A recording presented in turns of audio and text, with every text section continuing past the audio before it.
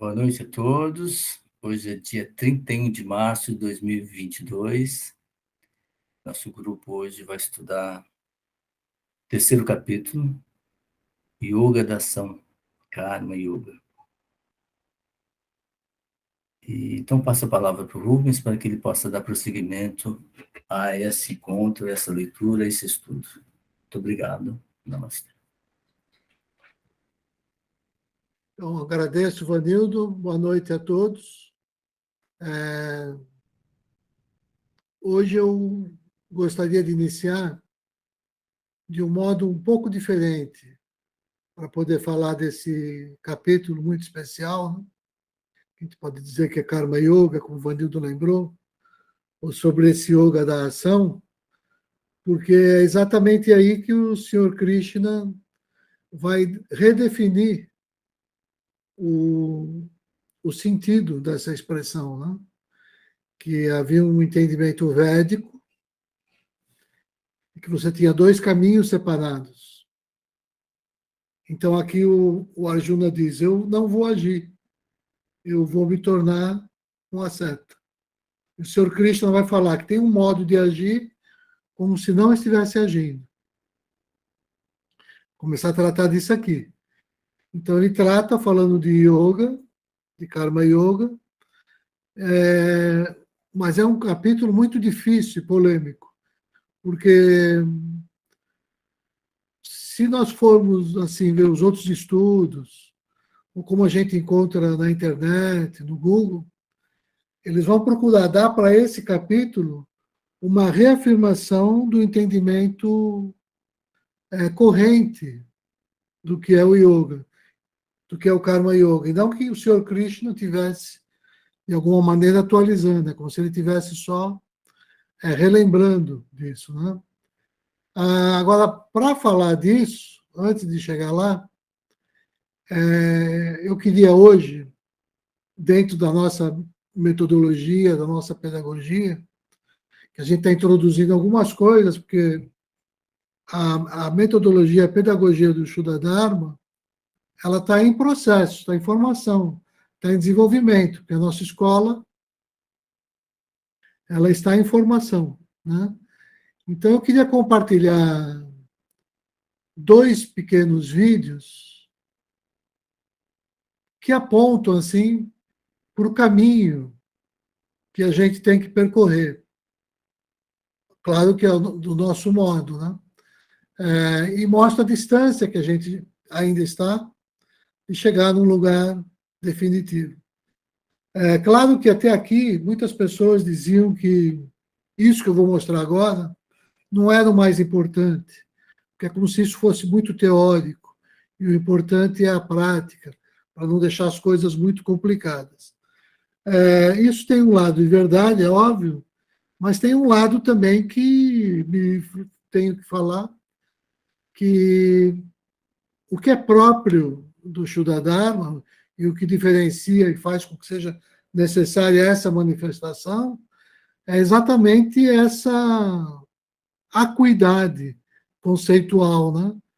Que se não fosse isso, eu podia estar contente com o que já existia tanto no Ocidente como no Oriente, com todas as instituições religiosas que nós já tínhamos e que não têm esse rigor que é próprio do Shuddha Dharma.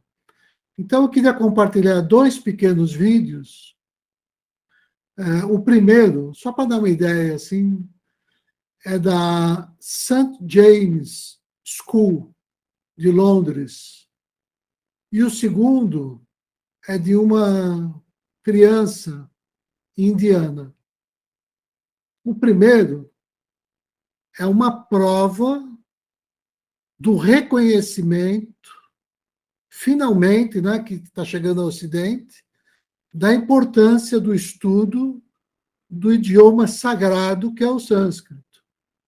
E também da escrita Devanagari, que é onde o sânscrito se expressa.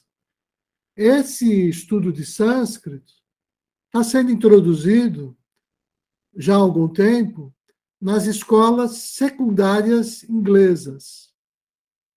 porque os ingleses, obviamente, que estiveram na Índia por muito tempo, né, eles já perceberam que o sânscrito é algo sério e que a gente tem que começar a se envolver com ele desde criança, desde a infância.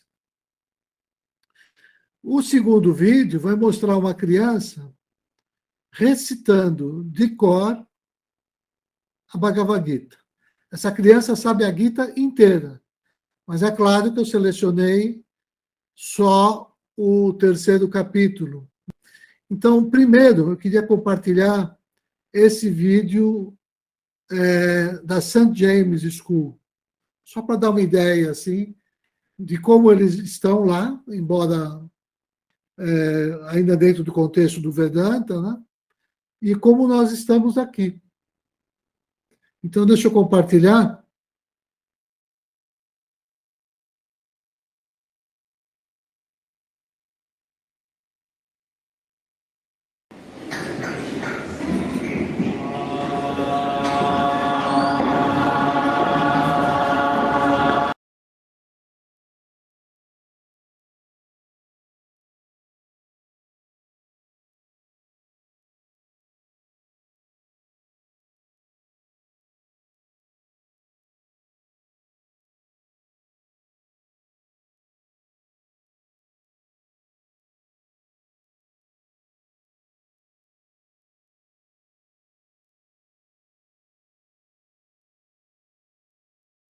De que da beleza que é quando você tem os professores certos. Na verdade, o sânscrito não é tão difícil quanto parece. Você vê que se aquelas crianças estavam aprendendo, como é que a gente não aprende? O que acontece é que o jeito certo de aprender sânscrito é aquele jeito, aquele método cantado. Quando você tem os grandes gurus, os grandes mestres, você já aprende assim, declamando. É na declamação que você vai entrando no fluxo. E não é só isso, no ensino do sânscrito, escondido aí, está toda a disciplina dessa cidade dos deuses. Então tem toda uma lógica muito estranha, que isso tá embutido na cultura indiana, que eles são os fiéis depositários, eles têm essa herança. Isso não quer dizer que eles vivam a essência do Shuddha Dharma. Não. Mas é igual ao Brasil, né? Vamos dizer assim. Aqui existe a música brasileira.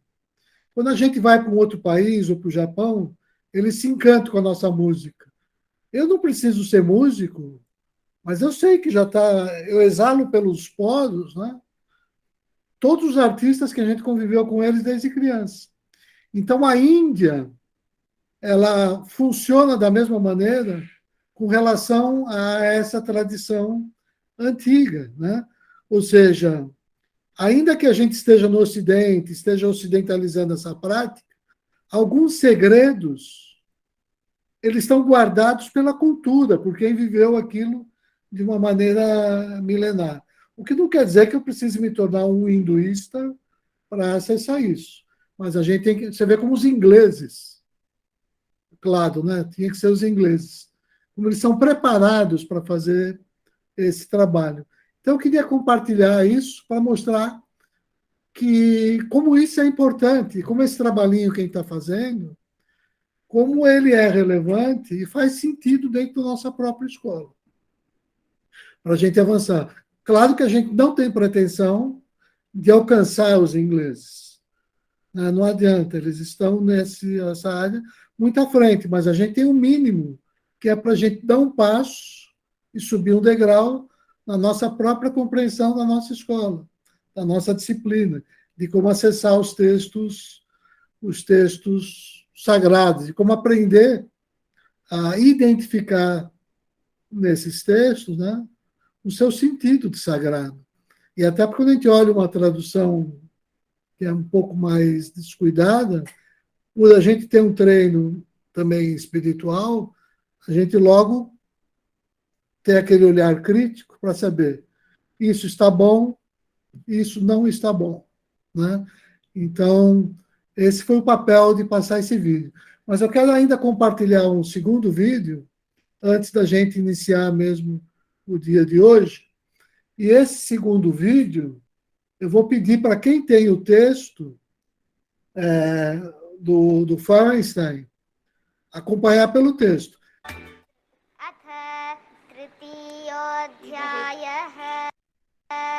कर्मयोगः अर्जुन उवाच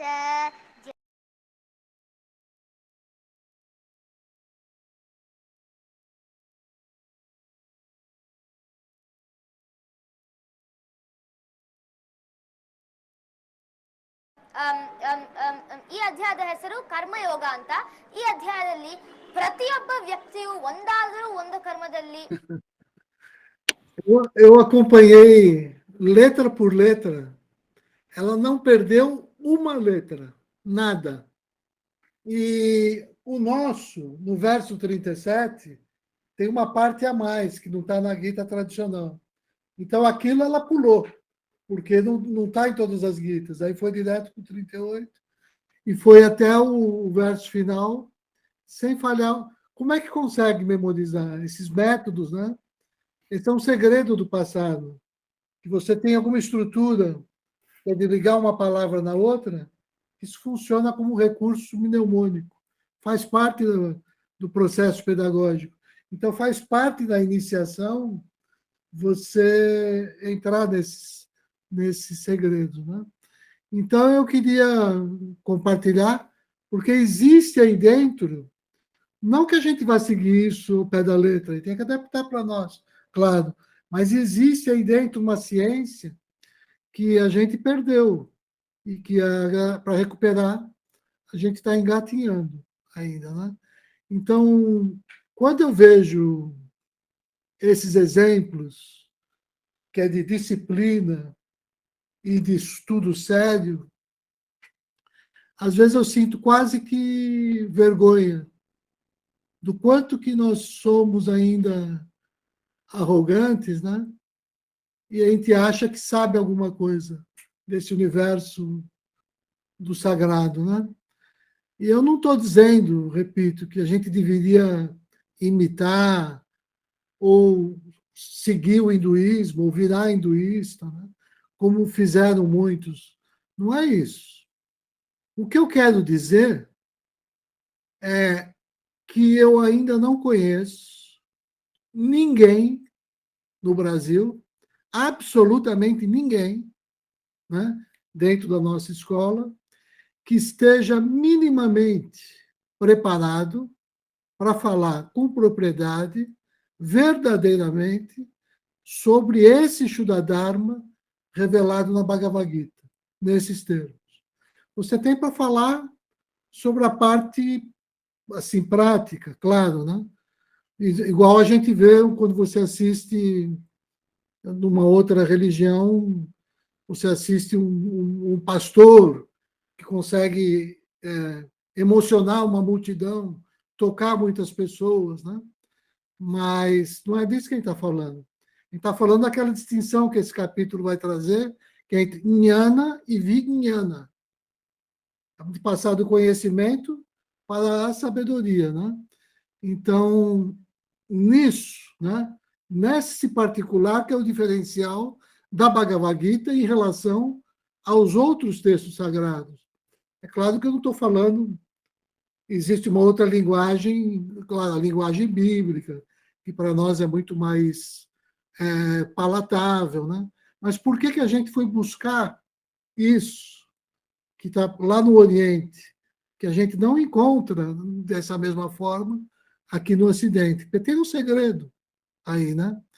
E, no entanto, o que a gente mais vê, né, aqui no Ocidente são as pessoas, como elas gostam de se apresentar ainda como autoridades, sem se darem conta que o Shuddha-dharma, a única coisa que nos ensina é que nós somos todos aprendizes. A pessoa que está como membro do Shuddha-dharma, né, e se considera autoridade, é uma tolinha, é uma criança espiritual, né?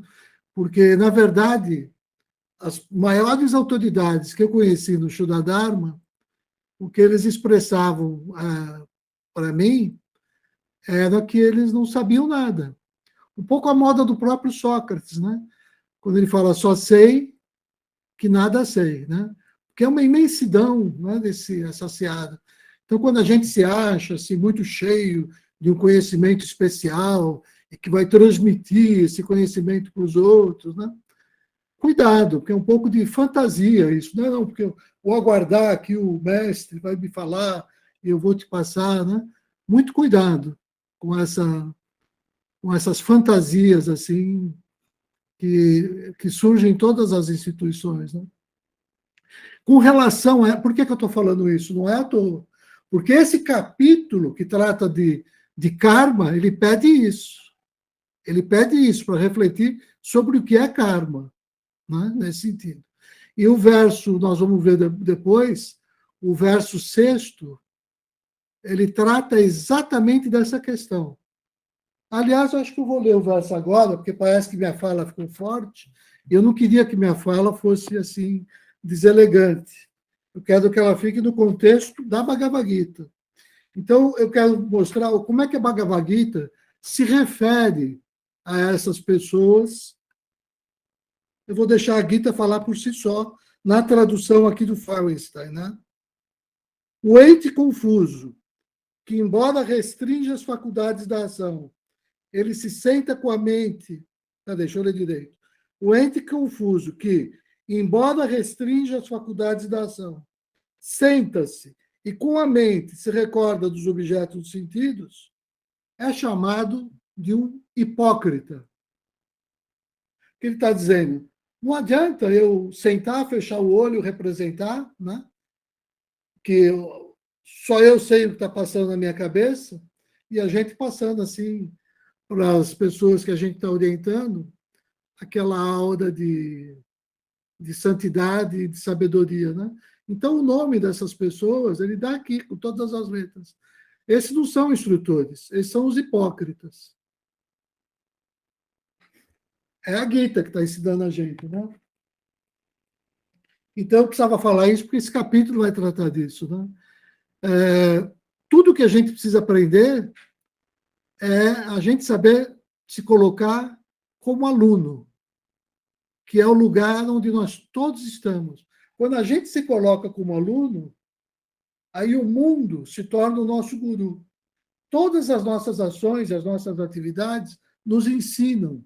Aí a gente tem na vida o maior guru, e não uma pessoa assim que se apresente como isso. Claro que no estágio inicial é muito importante a presença de uma pessoa que inicie, que nos oriente nos primeiros passos. Tudo isso é importante. Mas o verdadeiro instrutor espiritual, tudo que ele quer é que você se emancipe dele, no Shuddha Dharma, né? Pelo menos. Então, esse é o contexto do que a gente vai ver nesse capítulo. E o próprio Senhor Krishna já prepara Arjuna a partir daí. Você vai ver que o 3º capítulo, o Arjuna já começa a questionar Krishna. Questionar, que é um diálogo. E aqui, a dúvida não é o lugar do demônio, da tentação. A dúvida é onde vai se instalar a verdade. O Senhor Krishna saúda que o Arjuna tenha as dúvidas verdadeiras, porque se o Arjuna expuser as dúvidas e elas forem superadas, ele vence os falsos dogmas, né? Quando que em outras tradições mais dogmáticas, né, a dúvida é aquilo que põe em risco a sua fé. Ela vai em contradição com a fé religiosa, né? E aqui não. A dúvida, quando ela é esgotada, ela te enche dessa certeza, né, de que te coloca em contato com a verdade, que é essa fé raciocinada, essa fé provada, que a gente chama de Shraddha. Por oposição, a fé cega. Por oposição, a fé cega, né? Então, eu estou falando assim porque esse capítulo pede para fazer essa distinção entre o que é karma, de fato, né? Então, E o que eu vejo, né? Esse nosso grupo aqui. Esse é um grupo que eu sinto que representa exatamente esse reconhecimento de que estamos todos no mesmo barco e longe ainda de compreender verdadeiramente a essência do sagrado, o Shuddha Dharma, que é revelado em todas as escrituras e também na Gita. Aliás, quem nos lembrou disso foi o próprio Vanildo, no encontro passado, né? Quando ele falou sobre o modo como ele relacionava as duas Gitas e que ele compreendia mal as duas. Eu falei, olha só que manifestação de maturidade. Porque muito pior seria se ele tivesse dito que compreendia tudo. Como eu vejo alguns dizendo, que compreende tudo, né? Não, todos nós estamos engatinhando,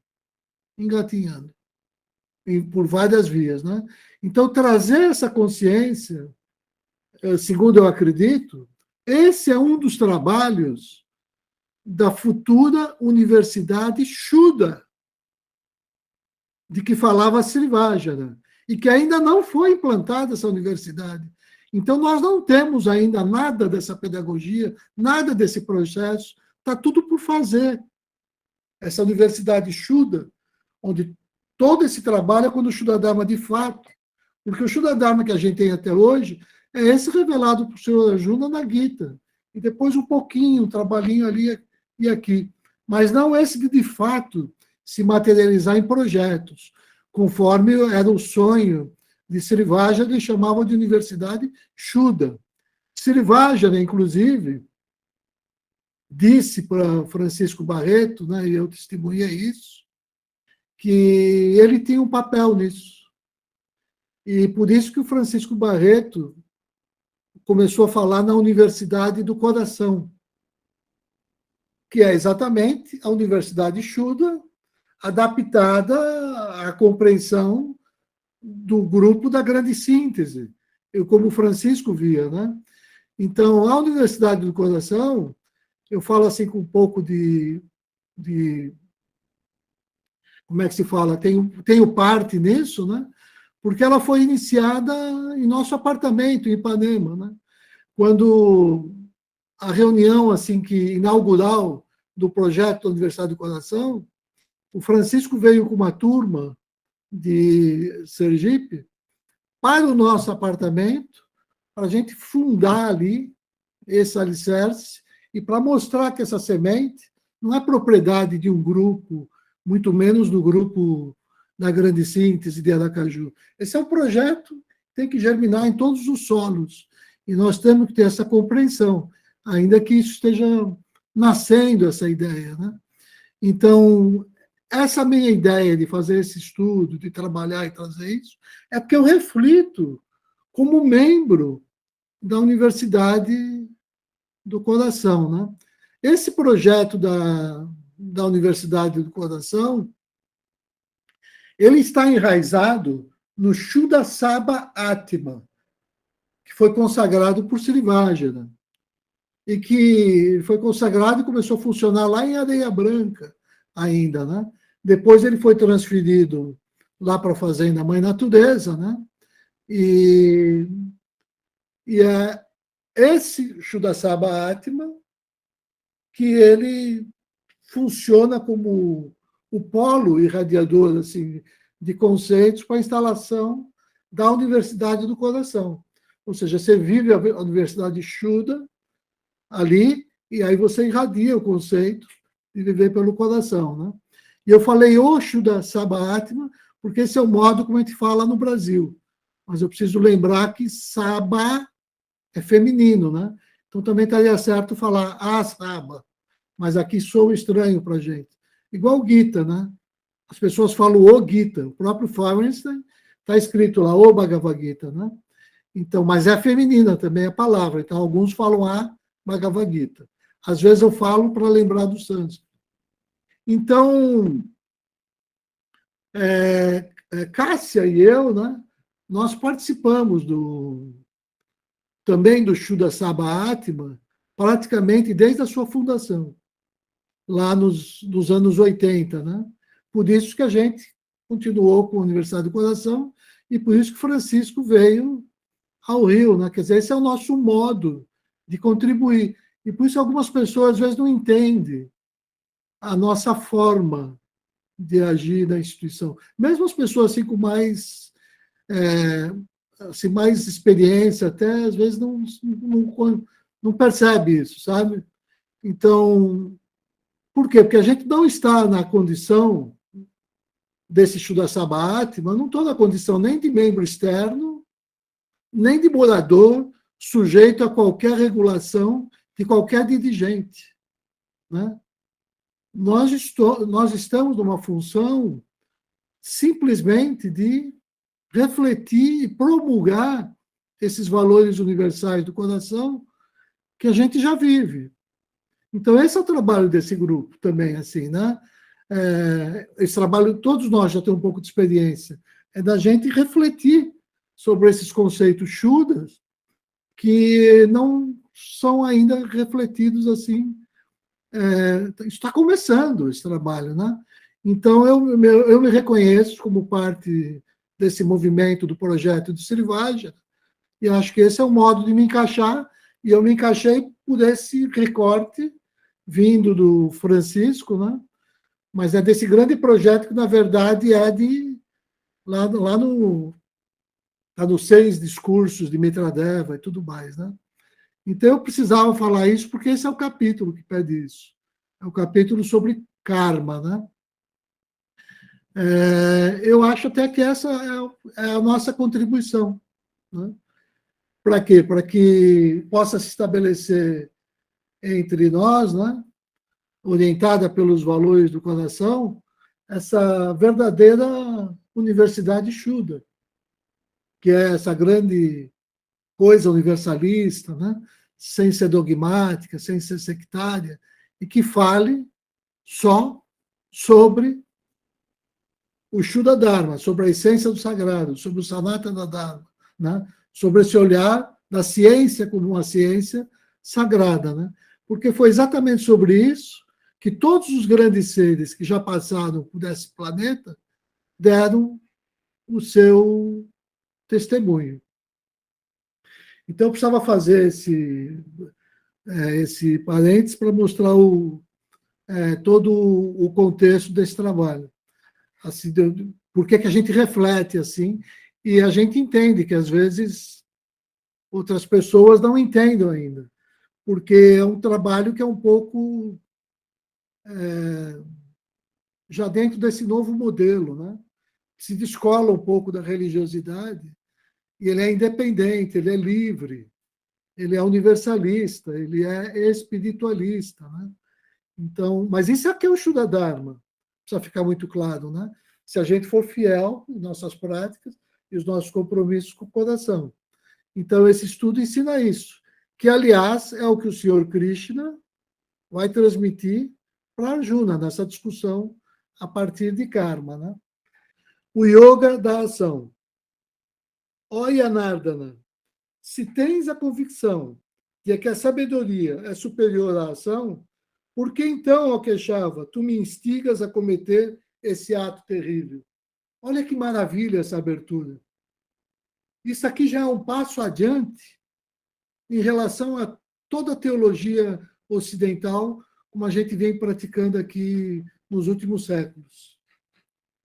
Se um cristão ousa questionar, por exemplo, o Papa ou qualquer dogma, ele vai ser de imediato chamado de herege, e se ele não se retratar, ele vai ser excomungado. E aqui, de cara, o Arjuna tem essa liberdade. Por quê? Porque é uma coisa do coração dele. E o Senhor Krishna, ele aceita isso. Então está aqui o diferencial da Bhagavad Gita em relação às religiões institucionalizadas, como a gente tem no Ocidente. Em geral, né? Não são todas. Pareces estar confundindo minha faculdade da sabedoria com palavras ambíguas, Declara-me com certeza o único meio pelo qual devo ser capaz de atingir o supremo bem. Olha que arrogância desse Arjuna. Ainda está dizendo para a divindade que ele está iludindo ele, está confundindo. É uma coisa, quer dizer, modo de falar, estou brincando aqui, é na ênfase, né? Mas olha que ousadia, vamos dizer assim, né, do Arjuna. Que liberdade que ele tem. Tanto aqui que o próprio Falkenstein, na nota de rodapé, ele vai falar isso, na nota 3. Eu até vou ler. Aqui, Arjuna tem a audácia de dizer ao seu guru que este o está confundindo com afirmações contraditórias. Olha o que o Falkenstein está dizendo. E é verdade. O Arjuna está dizendo isso. Mas isso é lindo. Isso é lindo. Porque ele tem o direito de ter a dúvida dele esclarecida. O Arjuna está fazendo aqui o papel que na Idade Média, no Ocidente, fizeram Giordano Bruno, Galileu, Copérnico e outros que não tiveram a mesma sorte de Arjuna e acabaram na fogueira. Então, disse o Senhor bendito, há muito tempo, ó Anaga, proclamei um duplo modo de vida, uma dupla disciplina, Nishtha, né, nesse mundo. A via do conhecimento, Jnana Yoga, para os Sankhas, e o Karma Yoga para os Yogis. Olha só, esse há muito tempo proclamei, quer dizer, a própria estruturação dos Vedas. Como eu tinha dito antes, os Vedas têm duas partes. Karma Kanda e Jnana Kanda. A parte da ação ritualística e a parte do conhecimento. Toda a ritualização, todos os sacramentos, todo o ordenamento da vida social, você tem no Karma Kanda. Quando você negava essa vida, você ia para a floresta, ia viver como renunciante, você seguia o Jnana Kanda. Por isso que o Arjuna, no capítulo 1, disse que ele não vai lutar e que ele vai viver como um mendigo, como um asceta. Porque, ou um ou outro, eram mutuamente excludentes. E aqui a beleza dessa definição de karma do Senhor Krishna é que ele vai mostrar como viver na cidade, né? Viver no mundo, sem ser do mundo. Agir sem agir, porque age como um instrumento da divindade. Como nós vimos na discussão do outro período, né? Já não é você quem age, né? Você é só um instrumento da divindade, daí a palavra Naiskarmia, que nesse capítulo a gente vai premiar também. Né?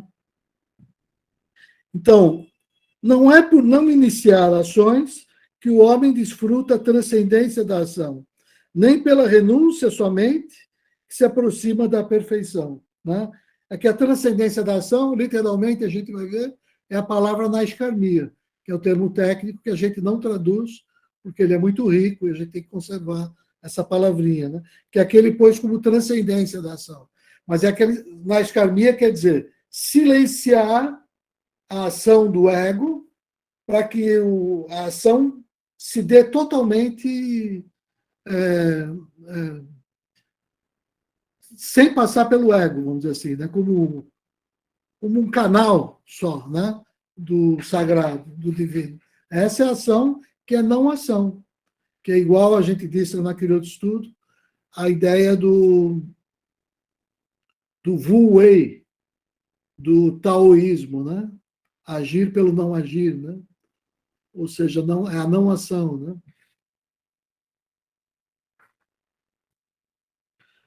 Pois nem mesmo por um instante pode alguém permanecer sem executar ações. Todo ser com efeito é aquele, pois inadvertidamente, eu prefiro uma coisa mais leve, né? A vacha é contra a vontade levada a executar ações pelas qualidades primárias, nascidas da matriz do cosmos. Né? Então, de novo, ele já começa a fazer uma crítica ao entendimento védico de que seja possível eu escolher um caminho da não ação. Eu preciso saber o que é ação e o que é não ação. Porque nenhum instante a gente pode ficar sem executar a ação. Porque eu posso entender que piscar, qualquer coisa é ação, né? Me alimentar. Então, como é que eu vou ficar sem agir? Então, ele tá fazendo uma crítica daquele entendimento anterior do que é a ação. Né? O ente, aqui ele fala, então, aquele verso que eu mencionei. O ente confuso, que embora restrinja as faculdades da ação, senta-se e com a mente se recorda dos objetos dos sentidos, é chamado de hipócrita. Esse verso dessa tradução não fica bem claro quem é o hipócrita, né? Outras traduções deixam isso um pouco mais claro. A gente pode ver depois. Mas excelente é aquele que, ó Arjuna, controlando a mente, controlando com a mente as faculdades da cognição, dedica-se desapegado ao karma yoga com as faculdades da ação. Deves cumprir a ação necessária, pois a ação... Aqui está o verso que o Vanildo tinha pedido, anjo. Ah, não, não é esse, tem outro depois. A ação é superior à inação. Nem mesmo teus processos corporais podem cumprir-se pela inação, que é o que eu tinha dito. Esse mundo é agrilhoado pela ação, exceto quando tua ação tem o sacrifício como objetivo. Ou seja, quando eu tenho o sacrifício do ego, a tua ação se confunde com a não ação. Aí você se liberta dessa lei de karma, que gera karma, né? De causa e efeito. Porque aí a tua ação é desapegada, desinteressada. Né? Com essa finalidade, ó filho de Kunti, livre de apego, age, dedica-te à ação. Né? Porque, como a gente viu também no encontro passado, é na ação que você põe o amor em ação, né? O amor de Bhavana, o amor de Dhyana, né? O amor que eu percebo que ele é. É na ação, eu acho que foi o Fratani também que mostrou isso, né? Que o amor tem que se manifestar em obras. Né? Na nossa, a caridade, a compaixão, ela tem que ser concretizada. Né? Emanando as criaturas juntamente com o sacrifício, Prajapati, né? Quer dizer, o Senhor da criação, disse: por meio disto procriareis que esse sacrifício seja a vaca que atende todos os vossos desejos. Essa vaca aqui ficou estranho, mas a gente tem que entender a mitologia indiana, que tem lá uma tal de uma vaca especial, né? Que tem esse leite, que é o leite... na verdade, é o leite como se fosse a ambrosia, como se fosse a mirta, né? Então, é como se fosse esse animal que gera... Então, é um mito, que o verso está se apropriando desse mito, por isso que fala da vaca aqui. Que vós, com isto, sustenteis as divindades, para que as divindades vos sustentem. Sustentando uns aos outros, obtereis o sumo bem, Shreya. Lembra que no encontro passado nós falamos do par Shreyas e Preyas. A precedência de Shreyas mostra a ação altruísta, que a gente tinha falado, por oposição à ação egoísta do funcionamento Gunapara. Funcionamento Atmapara, né? É o que o Fratani lembrou no encontro passado, é quando eu funciono pelo olho do espírito. Atmapara. Né? Atma é o Espírito Santo, né? Em nós. Pois as divindades sustentadas pelo sacrifício vos darão o alimento desejado. Aquele que frui das dávidas delas, sem dar algo em troca, não passa de um ladrão. Olha cada fala forte, né? Quer dizer, se a gente for levar isso para o nosso dia a dia, tudo que a gente faz sem necessidade, que a gente obtém ou usa, na verdade está roubando na natureza. Ainda, no nível mais elevado, né? Quanto mais a gente avança na vida espiritual, mais a gente se atém ao necessário, aquilo que a gente necessita em função dos fins que a gente está desempenhando. Né? O que vem além disso é roubo. Os homens bons, consumindo a sobra dos sacrifícios, a praçada, né? São libertados de toda a culpa. Mas os que cozinham somente para si são maus e comem o fruto kármico da perversidade. Está usando a metáfora da alimentação, mas a alimentação é tudo, né? Que a gente come pelos 5 sentidos. Os seres provêm do alimento. Aqui está o verso que o Vanildo pediu. O alimento é produzido pela chuva. A chuva provém do sacrifício. O sacrifício nasce da ação ritual. Esteja ciente de que toda ação ritual origina-se aquele pois fundamento universal, né? Mas eu acho que deve ter uma palavra, eu não lembro qual é a palavra que está lá, mas deve ser Atma, uma coisa assim. O fundamento universal nasce do impedecível. Deixa eu ver o que ele põe aqui. Impedecível, o Akshara Purusha, Brahman, a realidade suprema. Então, ótimo, ele foi fazendo esse caminho até chegar no máximo, né?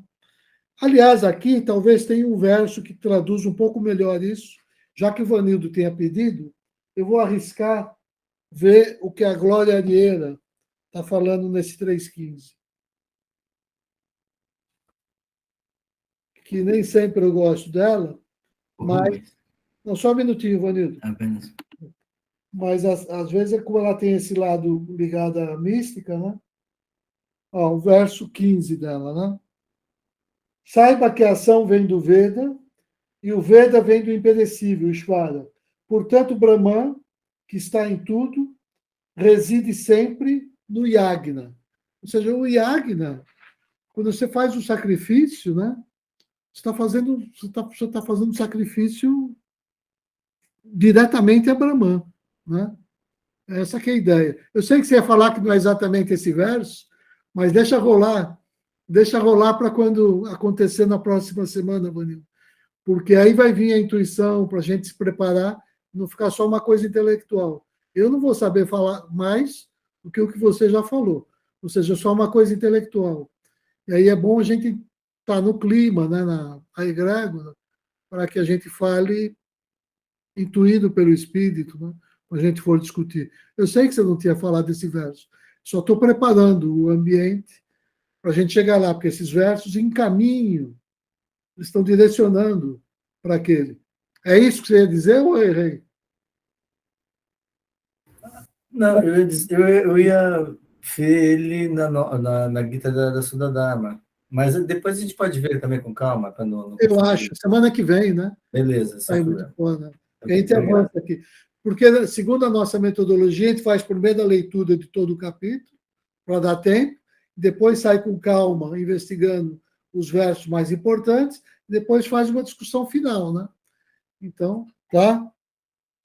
Então, logo, aquele que não faz girar a roda da ação sacrificial vive uma vida perversa, vã e ligada aos deleites sensuais, ó filho de Prita.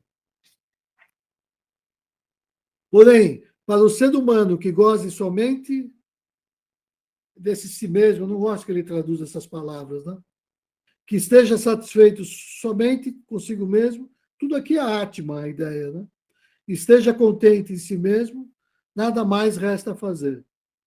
Aquele que repousa somente no Atma, quando começa esse, porque ele não é um místico, né?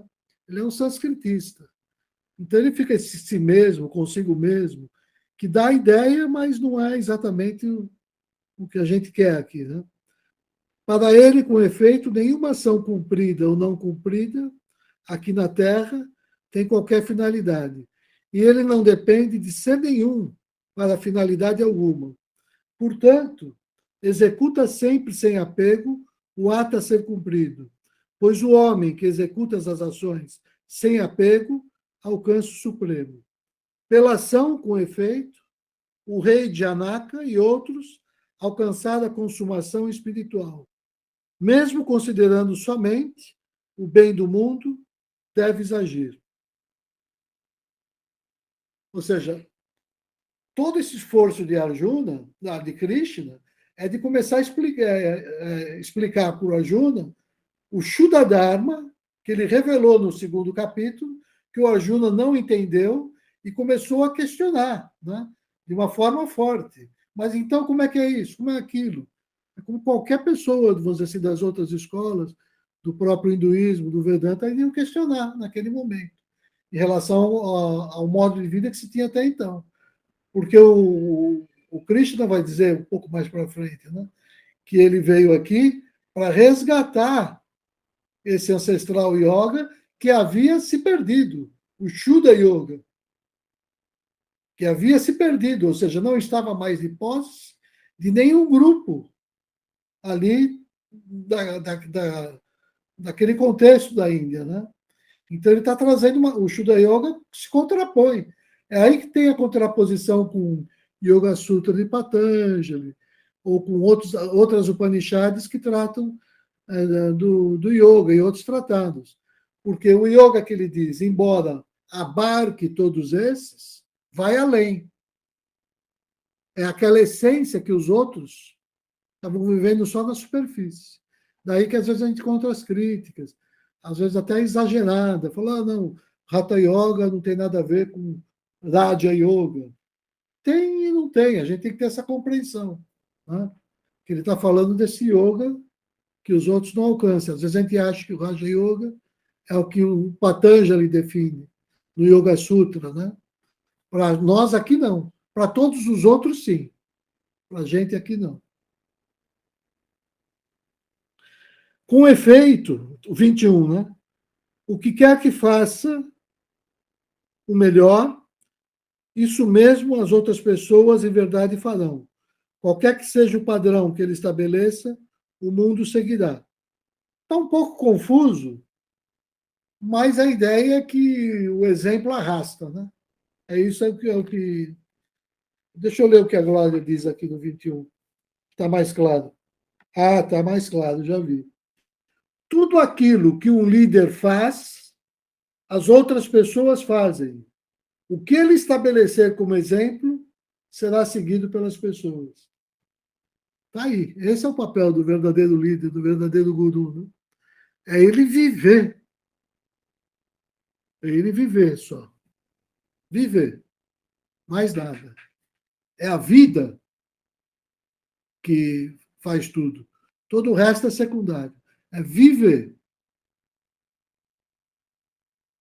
de acordo com essa ética superior. Né? É isso que mostra a sua função, o seu papel, a sua missão espiritual. É a vida que você leva. Só. E mais nada. Para mim, ó filho de Prita, não há ação alguma a ser cumprida nos três mundos, nem nada não obtido a ser obtido. E, no entanto, dedico-me à ação. Pois, se em absoluto eu não me dedicasse incansavelmente à ação, os seres humanos em toda parte seguiriam meus rastros, ó filho de Prita. Se eu não agisse, esses mundos pereceriam.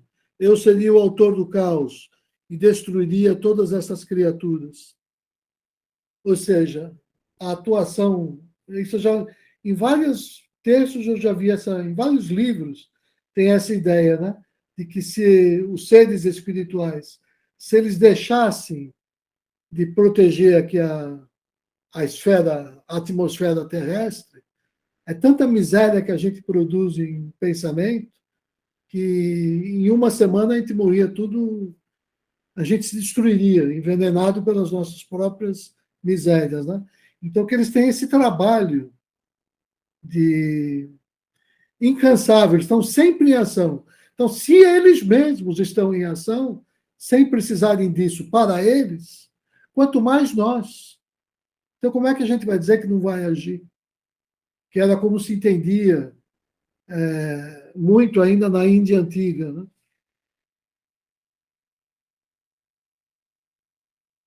Assim como os insensatos executam seus atos apegados à ação, ó descendente de Bharata, assim os sábios devem agir sem apego, desejando efetuar o bem do mundo. Olha que maravilha, né? Porque o que move o ignorante, o insensato, é um tipo de energia que é importante para ele, né? que faz com que ele se apegue, né? Que ele vai conquistar aquilo que ele tem, aquele desejo. E o sábio não, é o contrário, ele não tem nada disso. Mas a motivação dele vem do Atma, né? Então, que o sábio não gere, olha que coisa bonita, ainda tem isso, né? Não existe esse verso 26. Porque antes de ler o verso, eu vou dizer isso. Não existe pior forma de violência que você dizer a verdade que o outro não está preparado para ouvir. Você tem que respeitar o estado de ignorância do outro, para não ofender a consciência do outro. Porque tudo no seu tempo, tudo floresce no seu tempo. Né? A flor se abre no seu tempo. Não adianta eu querer abrir na marra uma consciência, fazer uma consciência desabrochar. Tem que ser no seu tempo. Então é o que diz aqui, ó, que o sábio não gere uma cisão de bude nos ignorantes, apegados à ação. Que o sábio, jungido e atuante, leve os outros a regozijar-se em todas as ações. Então, olha o cuidado que tem que ter aquele que sabe um pouquinho mais em relação ao que sabe menos. Tem que ter um cuidado para não ofender, para não violentar, para não humilhar. Né? E ainda assim, a gente tem que agir para que a pessoa entre nessa atmosfera, nessa consciência que a gente está impregnando. Isso é que é impregnar o trabalho de uma instituição, de um ashram. É isso que o ashram faz. Né? Tá ali, olha, o ashram oferece aquele ambiente. Quando você entra lá dentro, você sem perceber, você começa a respirar daquela atmosfera. Ninguém precisa te explicar muita coisa. Você já entende. Você não está, por exemplo, num bar, ou numa boate, ou num desfile de escola de samba. Você percebe que está num ashram. Que tem ali já uma coisa diferente. E você se adequa àquela energia, né? Naturalmente. Aí as coisas se arrumam. Pelo exemplo. Né? Mas o conhecedor da realidade, ó, Arjuna, de braços fortes. Peraí, eu pulei um, né? O 27 eu não li, né? Não. Em toda parte, as ações são executadas pelas qualidades primárias. Guna, da matriz do cosmos, da Prakriti. No entanto, o homem iludido em si mesmo pelo sentido do ego pensa, eu sou o agente. Aqui a grande diferença, quem estava vendo, né? Que a ideia da Naiskarmia, ou aquela frase, Nahankarta, Nahankarajita, né? Que a gente tem na instituição, né?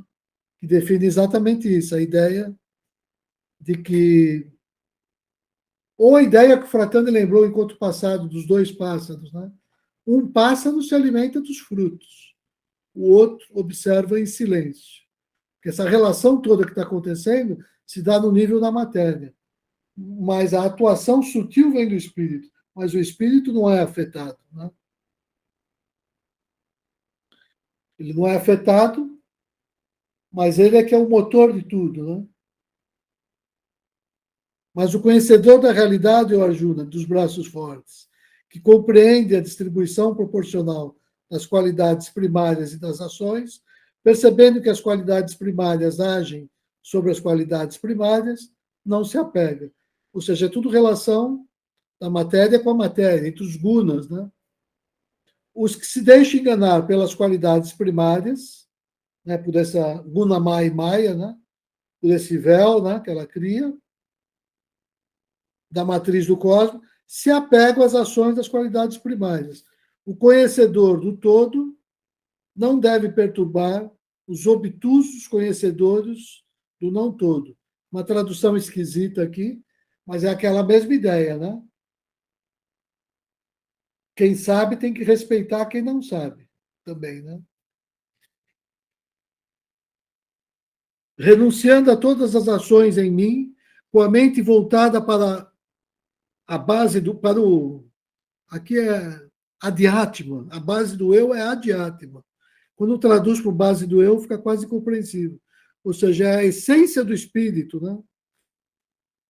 Então, quando a mente voltada para o Adhyatma tendo perdido toda a esperança e sem nenhuma ideia de meu, extinta a febre da ansiedade, luta, eu li mal aqui porque eu me perdi para entender as palavras, né? Vou ler de novo. Renunciando a todas as ações em mim, ou seja, no Atma, porque ele é o representante do Atma, né? Quando o Krishna fala, está falando como espírito, né? Com a mente voltada para essa base do Atma, tendo perdido toda a ilusão, né? E sem nenhuma ideia de meu, ou seja, todo o egoísmo, essa ideia de eu e meu, né? Já foi extinta. Isso é que extinta a febre da ansiedade, luta. Sempre que os seres humanos praticarem esse meu entendimento, firmes na fé e sem lamuriar-se, também eles serão libertados da escravidão das ações. Você já pode imaginar que aqui eu vou fazer uma objeção, né? Porque não tem firmes na fé coisa nenhuma. Essa aqui é uma tradução ocidental, que muita gente segue, mas a palavra aqui é Sharadá, né? Então é com Sharadá, eles também serão libertados da escravidão, que é o 3:31. É a primeira ocorrência de Sharadá no texto. Ele está começando a explicação, para tirar as dúvidas de Arjuna, tratamento analítico, né? Usando toda a questão da ritualística. E Sharadá é um termo da ritualística. Vem lá do Karma Kanda, da seção ritualística dos Vedas. Não tinha muito a ver com Jnana Kanda. E aqui ele recupera uma palavra do Karma Kanda para fundir com Jnana Kanda e mostrar que ela é que faz essa possibilidade. Até ele começa a partir daqui, a utilizar esse termo. Mas não só com a ideia de fé, né? Porque a ideia de fé não dá conta de tudo o que é essa energia do amor que emana do coração, que é a Sharadá. É o Fratelli que acho que falou, né, que fé é esperança. E aquilo que está além da fé, esperança de encontrar, né? E aqui vai além disso, é um encontro, né? Mas aqueles que lamurianos não seguem esse meu entendimento, esteja ciente que são enganados por todo o conhecimento, perdidos e imprudentes. Até um homem de conhecimento se comporta de acordo com a sua natureza inata. Eu acho que a palavra em sânscrito é Swabhava, não lembro aqui, mas acho que é da Prakriti, né? Todos os seres seguem sua própria natureza. Que utilidade terá a repressão? Olha que interessante essa ideia de que a gente tem que ter uma consciência de respeitar a nossa natureza íntima, respeitar os nossos dons naturais, né? E não se curvar ante nada nesse mundo que ameace a gente a gente ter que se violentar, né? Que isso é o maior desrespeito que tem, né? Você cometer essa violência consigo próprio, que é o que ele está dizendo aqui. O que adianta a repreensão? A paixão e o ódio são dirigidos aos objetos dos seus respectivos sentidos. Que ninguém caia sobre o poder deles, pois ambos são os salteadores do caminho. Agora aqui é a explicação do que ele falou da repressão.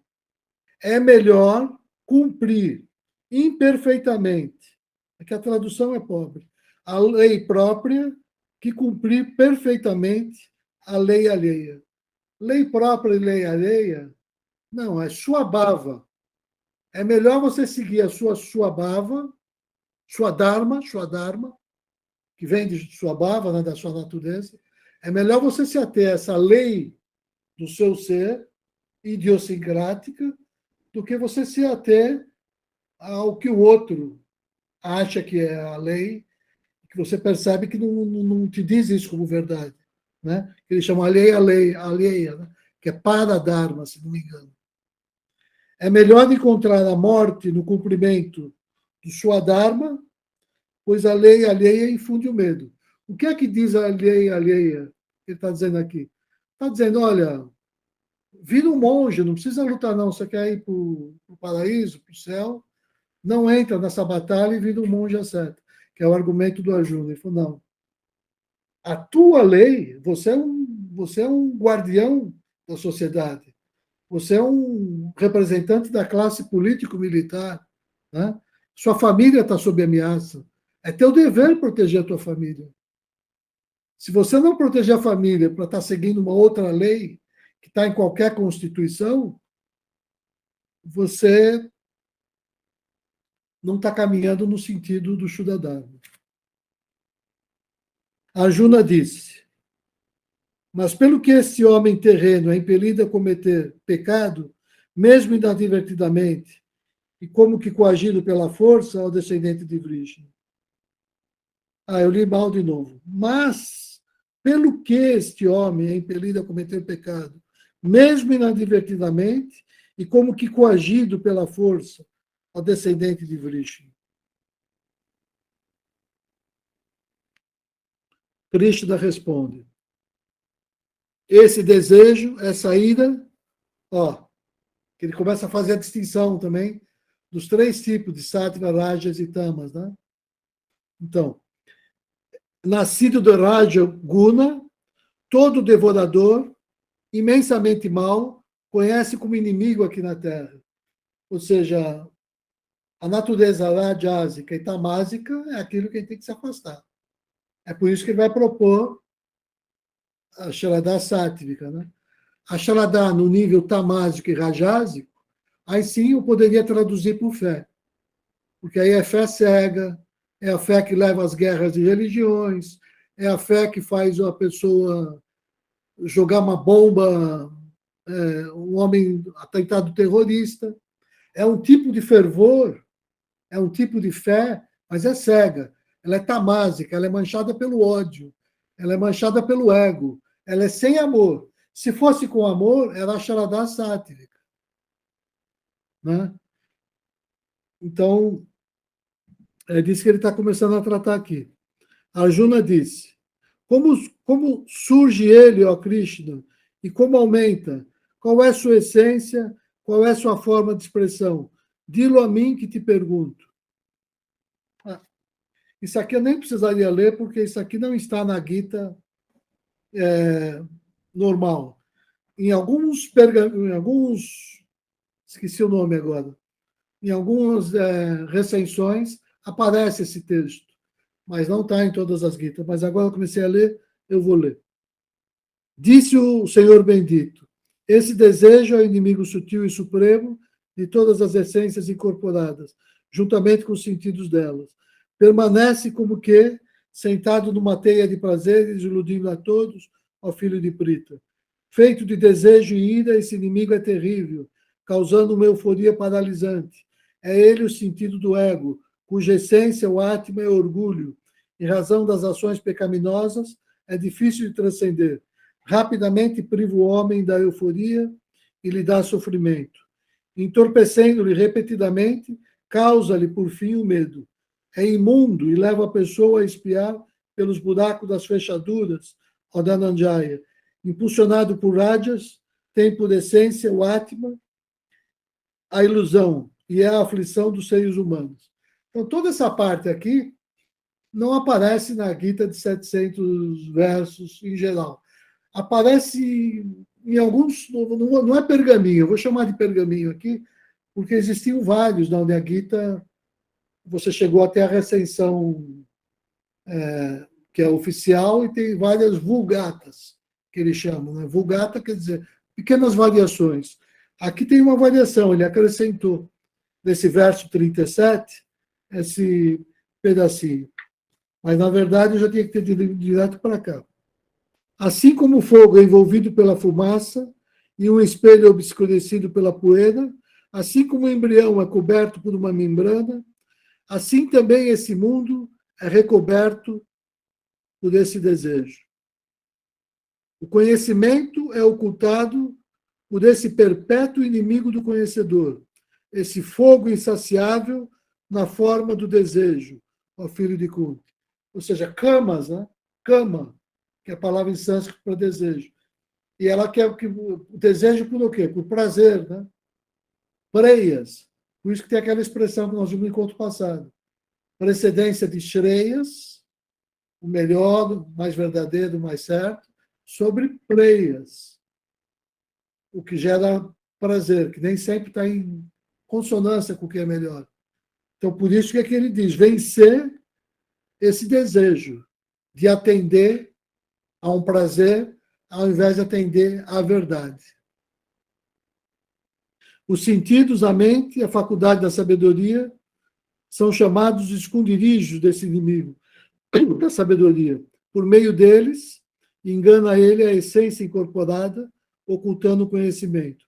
Portanto, o Bharatarshadma controla primeiro os sentidos, abate esse mal que destrói tanto o conhecimento unitivo. Não gosto dessa tradução. Tá bom, vai. Conhecimento espiritual, Jnana, né? Quanto conhecimento distintivo, Vijnana. Não, quanto a sabedoria espiritual, é melhor. Dizem os sábios que os sentidos são superiores ao corpo, a mente é superior aos sentidos, a faculdade da sabedoria é superior à mente, e ele, em verdade, é superior à faculdade da sabedoria. Tendo assim despertado para aquele que é superior à faculdade da sabedoria, estabilizando o eu por meio do eu, ou seja, do Atma, ou Arjuna, dos braços fortes. Mata, na forma do desejo, esse inimigo difícil de subjugar.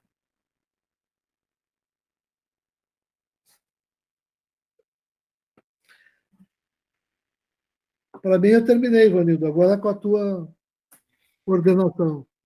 Maria. Bom, Rubens, eu achei que tem tanta informação aqui que eu não sei se a gente vai poder acrescentar muita coisa. Eu vou abrir rapidamente, se alguém quiser comentar algo. Alguém quer falar alguma coisa? Fique à vontade. Falou bem, tem muita coisa para trazer, e tem ali um sloka que eu vi que é parecido com o que a Ana Bessan traz no livro Dharma, né? Mas daí dá para desenvolver na semana que vem. É muito interessante, né? Isso, a questão da qualidade da ação. E tem até na introdução do Bhagavad Gita, lá da instituição da Grande Síntese, falando as qualidades, né, da ação, se ela é justa, se ela é necessária, se ela é... que tem todas essas qualidades que aqui ele está mais, por ser o Bhagavad Gita mesmo, muito profundo, né? Max? Ok. Obrigado, viu? Não, eu não tenho condição de falar de tudo isso que o Rubens falou, não. Eu vou me reportar aos vídeos. Foi muito bom, Rubens. Muito bom, porque para mim é um milagre aquela menina fazer aquilo lá, né? Então, essa sabedoria que lá tem, eu estou anos-luz longe. Mas foi fantástico você mostrar isso aí, né? Foi bom. E me toca muito o seu comentário, né? O comentário inicial antes da leitura. Eu comungo do que você falou, e acho que a nossa responsabilidade é exatamente essa, né? Porque o essencial é simples. E às vezes a gente começa a complicar, ritualizar demais e trazer um monte de coisas que não são necessárias, né? Porque o que dá resultado é o conteúdo, não é a forma, né? Então, esse comentário foi bom. Eu sei que às vezes é estranho, né, para alguns ouvidos ouvir isso, mas eu comungo desse pensamento. E com relação ao Gita mesmo, depois eu falo, porque eu não entendi nada, tenho que começar a ler 5 vezes e pronto. Deixa eu só falar uma coisa. Nós colocamos lá no grupo essa leitura, né? Então, o que eu estou percebendo, assim, eu ouço 2, 3 vezes por dia, assim, etc e tal, e cada vez que eu ouço, tem uma palavra que me chama atenção, né? Elas são bem espaçadas, assim, não entendo nada, mas eu vou pegando. Eu acho que isso vai acostumando o ouvido da gente. É como as crianças aprendem, né? Elas não falam tudo de uma vez. Ela fala, você fala um montão de coisa, ele fala papai, ela fala mamãe, sabe? Mamãe, papai, papai, daqui a pouco começa a formar e se forma. Mas se você não ouvir, fica mais difícil, né? Tá ali, vai dormir, põe, ouça, vai acordar, põe um pouquinho, sabe? Se aproxime dela. Eu tenho a impressão que ela tende a se abrir para a gente. Eu acho que esse que é a grande sacada. Ela tende a se abrir, assim, sabe? Porque não é um conhecimento intelectual, embora é cheio de palavras e termos técnicos, na chicania, isso, aquilo, a gente fica entrando nessa questão, mas até isso vai ter que ser transcendido, sabe? Para que a gente vá no fundo mesmo, sabe? Sem aquela menina estava falando e eu estava assim viajando assim, e eu estava acompanhando, realmente eu acompanhei tudo. Eu só me perdi naquela vez que tinha o texto e não tinha, mas ela cumpriu tudo direitinho, né? Pô, se ela pode, sabe que eu não posso? Dificilmente eu vou poder, mas é uma coisa que pode ser um desafio, não um desafio assim, mas se propor ao dar um passo. Uma vez me falaram que quando você dá um passo nessa direção, os mestres dão muitos passos na nossa direção. Cada um fala 100, outro fala 1000, cada um fala uma coisa, mas com certeza, dar esse passo, e só podem agir se você se abrir. Nenhum mestre vai vir enfiar isso na sua cabeça, nenhum mestre vai vir e vai fazer nada disso. Eles não podem fazer, não é característica dele. Mas no momento que você se abre, no momento que você se abre, é bem provável que a luz se estabeleça ali. Então, é uma vantagem de estar lendo essa Gita, de 18 versos, que o mundo inteiro já leu, o mundo inteiro está cheio de argumentos, e a gente precisa aproveitar essas questões, como o Rubens mesmo uma vez já falou, que já está tudo muito mais esmiuçadinho, para a gente poder entender melhor essa daqui, a nós. Então, está tudo na mão, como diz a música, depende de nós, né? De cada um. Eu sei que todo mundo tem as suas atividades, mas coloca mais essa, né? Se você vai pedir uma coisa urgente, você vai pedir para aquele cara que está ocupado, você não vai pedir para quem não está fazendo nada. Assim, então, eu não ia falar nada, acabei falando muita coisa. O Alguém mais? Fratani, o Fratani, que eu vi que ele abriu o microfone. Quando o Fratani abre ali o vídeo. Não, é que hoje eu quase não consegui falar. Mas é coisa rápida, o Rubens, eu sei por cada hora nossa, mas semana que vem eu vou estar aí numa live, eu acho, no negócio da FRJ, né? Então não vou conseguir participar. Quando você fala do exemplo, né? O Francisco de Assis, ele dizia para os seus discípulos assim: preguem por todos os cantos. Se precisar, usem palavras. Acho que isso aí diz tudo que você estava falando, né? Preguem por todos os cantos. Se precisar, vocês usem palavras. É isso aí que eu queria ajudar. Quer dizer, minha contribuição para a semana que vem, porque eu não vou estar aqui, né? Tá bom? Obrigado. Vai ficar com crédito, isso. Então, assim, só mais uma coisa para acrescentar. Não sei se vocês repararam, quando ela estava lendo, ela estava com os olhos fechados e ela ia num ponto específico e dali ela extraía tudo. Né? E ainda usava a mão para dar o ritmo. Ó. É a mão que dá o. Então, assim, é muito interessante, é muito bacana mesmo, sabe? Então, eu tenho essa intuição, eu tenho que essa canção está dentro da gente, sabe? Ela está dentro da gente. O que precisa é, de algum modo, acessá-la, né? Acessá-la. Abrir essa porta, abrir sei lá o que, assim, para que a gente possa ter isso com a gente. Mas não é porque eu quero memorizar, é que eu quero sentir.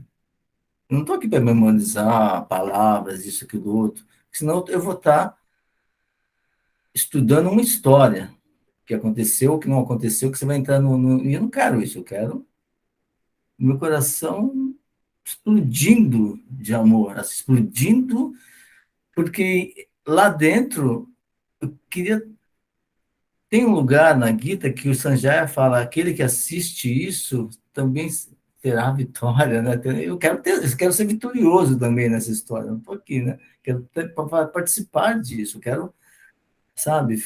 É isso que eu estou falando. Então, senhor Eurípides, é o senhor mesmo. O senhor Rubens, você quer falar mais alguma coisa, perdão? Então, pessoal, eu quero agradecer a todos, porque não parece, mas a gente está fazendo um movimento aqui. Um movimento de um esforço. Eu não sei como isso. Eu comentei até com o Rubens, tem muita informação nessas nossas reuniões, mas muita mesmo. Se alguém um dia quiser pesquisar ou quiser estudar com seriedade, apesar das minhas brincadeiras aqui, tem muita coisa muito séria, muita coisa profunda em tudo que é falado aqui. Não só pelo Rubens, mas por todos nós, né? Então, esse movimento é um movimento que não é só para o grupo aqui, vai ficar aí. Para quem sabe um dia alguém possa estudar e, se de alguma forma ajudar uma pessoa a dar um passo nessa direção, valeu demais, está valendo demais. Eu acho que isso.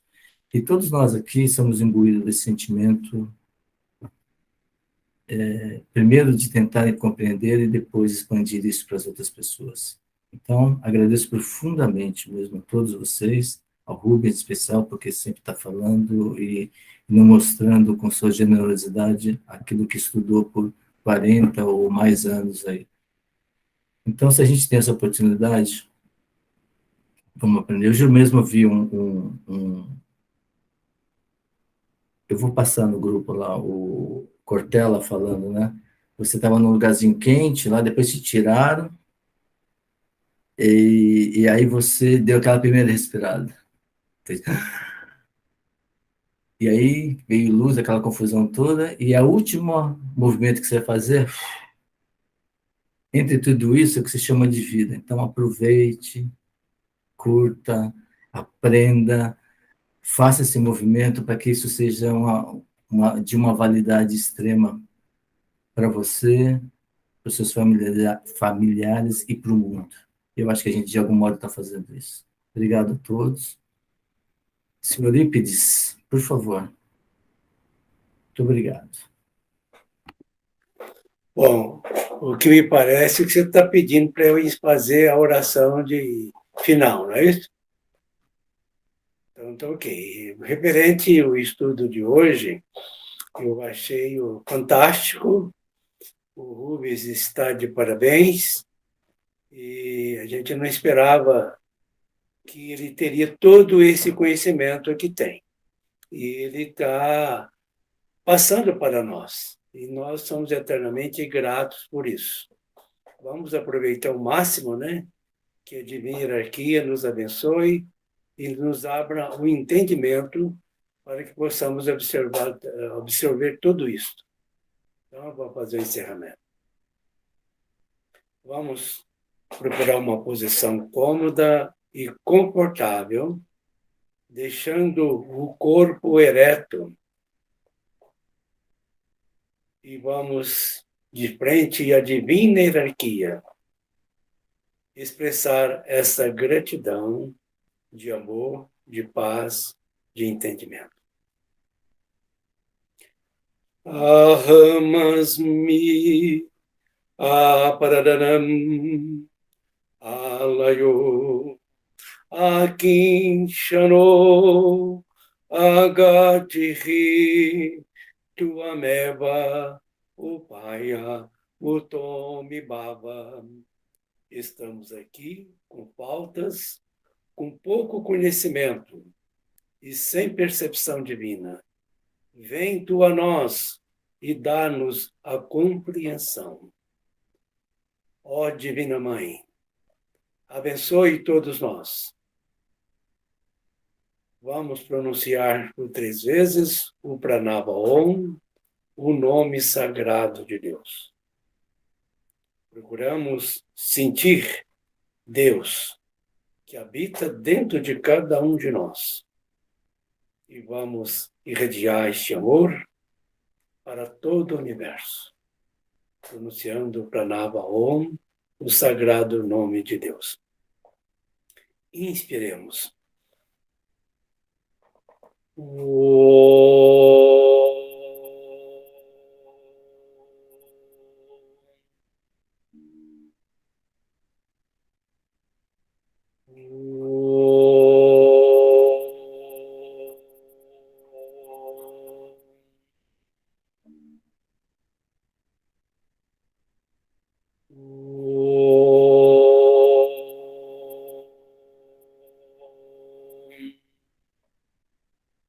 Que haja paz e harmonia em todos os mundos, para todos os seres. Namastê. Namastê. Boa semana a todos. Muito obrigado a todos, muito obrigado. Até a próxima. Namastê, até na próxima. Namastê. Tchau, tchau. Boa semana.